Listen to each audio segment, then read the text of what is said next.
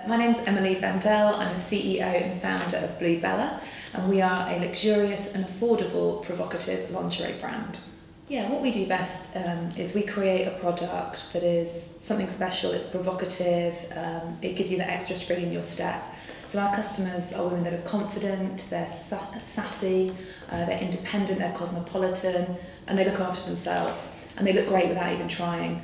The ethos behind Bluebella is if you want to show someone what you're wearing under your clothes, lucky them, but actually that's not what it's about. It's about making you feel great and really sort of confident and fabulous every day. The core of our product range is lingerie and nightwear. So our lingerie will range from great everyday pieces that still have that something special about them, right through to very provocative bedroom pieces.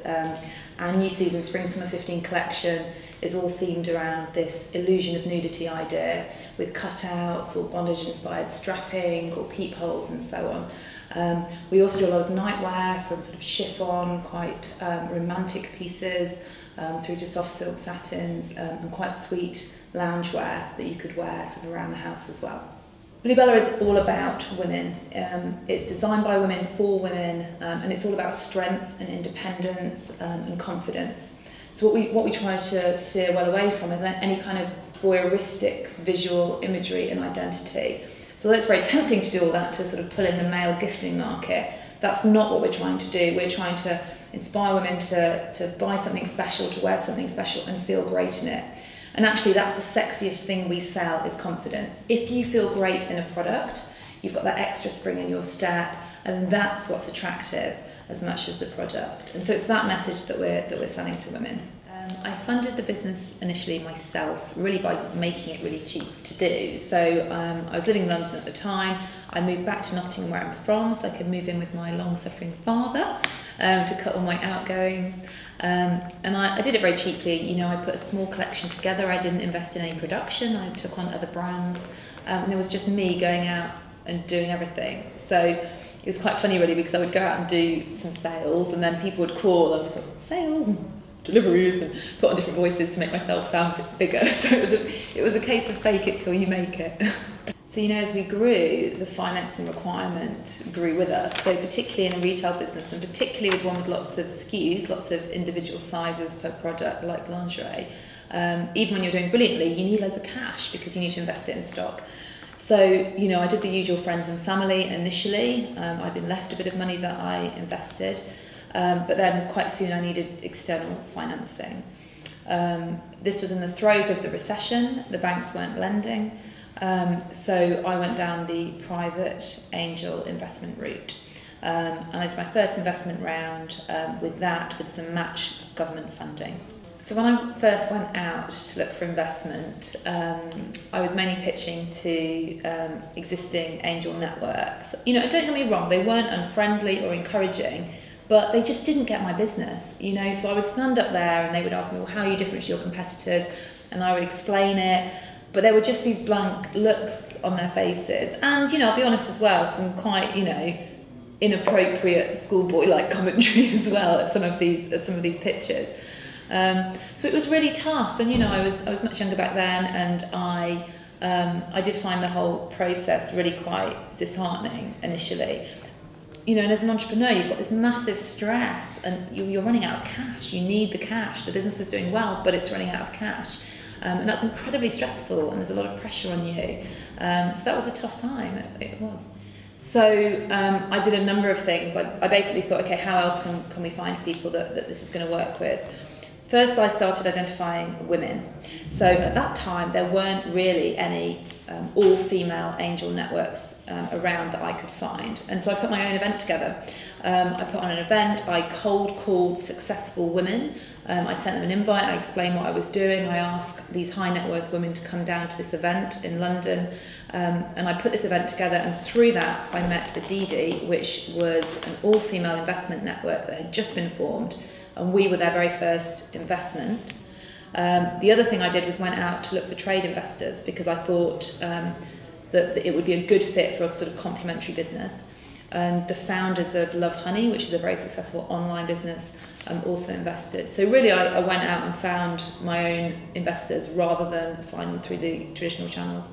The first bank that we banked with, when it came to the point that we actually needed some support around financing and a business overdraft and so on, we were actually refused it, not based on any kind of financials, but based on the nature of the product that we were selling, which was extraordinary. For some reason, we'd been banded in a category that was in some way undesirable, despite our products, now being in major retailers and so on. So that went up 2 levels within that bank, and then at that point, to be honest, I just said, right, we're moving, because it was such a kind of institutionalised culture rather than an individual looking at each opportunity. And then we moved to a bank that's been more supportive. However, we have still found that the way to finance and grow Bluebella has had to be, and it's been very welcome that it's been through private investment, because with that you get not only the cash, you also get a lot of value beyond that. We've got investors that are very proactively involved in the business, that have supported us, that understand the nuances and challenges and so on. So for us, that's been a great route to growth. I think it's true to say that the angel investment community will traditionally, an angel investor will invest in a business that he or she is comfortable with, right? So if you've made all your money in medtech or biotech, whatever, you will look for businesses in that space to invest in, which is understandable and right. The problem is when you actually look at the makeup of the business angel community and you realise that 95% are male. So there's a massive imbalance there. So what happens as a result of that is businesses which are inherently female focused have a very, very small pool of angel investors who instinctively understand what they're trying to do. And that's a challenge. And I think we really need a big push for more and more women who now do control half the wealth to actually use that money to invest in small businesses. The advice I'd give to any young entrepreneur when seeking finance is obviously look at the existing channels, but then stop and reflect quite early on. Is it working for you?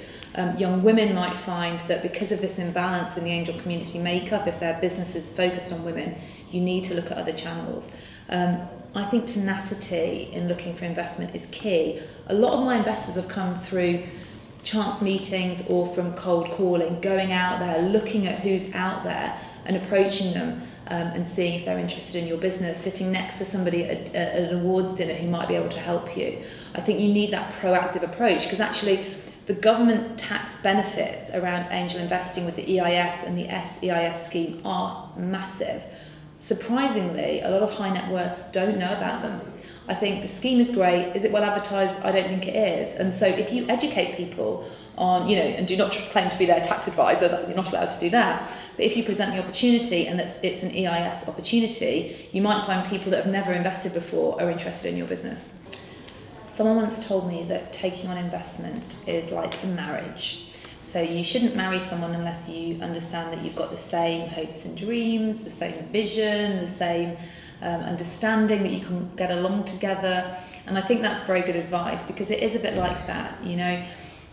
I, in my first round of investment, had an investor who wanted to invest at a good valuation, but through the kind of process to get to the point of investment, you actually learn a lot about a person, how they negotiate, how they behave, how they read your plan. And I felt that he was not on the same page as me.